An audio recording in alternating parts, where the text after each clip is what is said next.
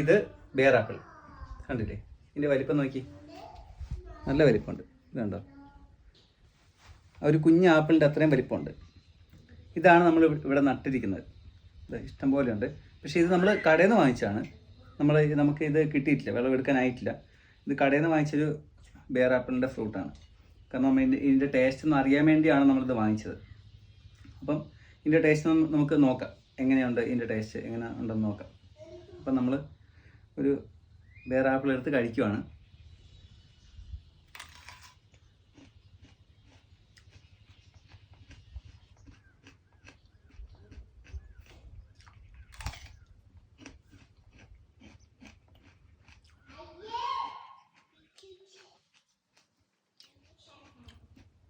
Taste ഉണ്ട്, പക്ഷേ നല്ലൊരു ടേസ്റ്റ് എന്ന് പറയാൻ പറ്റില്ല.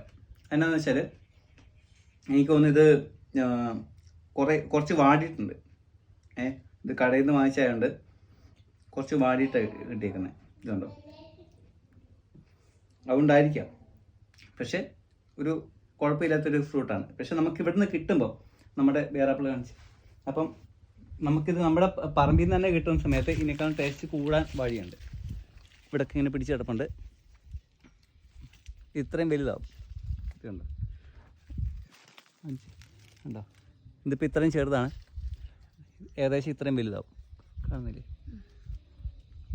അപ്പോൾ ഇതാണ് ബെയർ ആപ്പിൾ. നമ്മളിത് എങ്ങനെ ഉണ്ടെന്ന് അറിയാൻ വേണ്ടി കടയിൽ നിന്ന് വാങ്ങിച്ചാണ്. കടയിൽ കണ്ട സമയത്ത് നമ്മൾ അവിടെ നിന്ന് വാങ്ങിച്ചാണ്.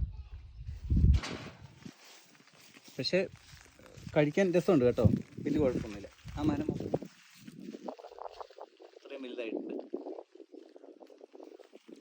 ഇതിൻ്റെ ടേസ്റ്റ് എങ്ങനെ ഉണ്ടെന്ന് അറിയാൻ വേണ്ടി നമ്മളൊന്ന് വാങ്ങിച്ച് നോക്കിയതാണ്.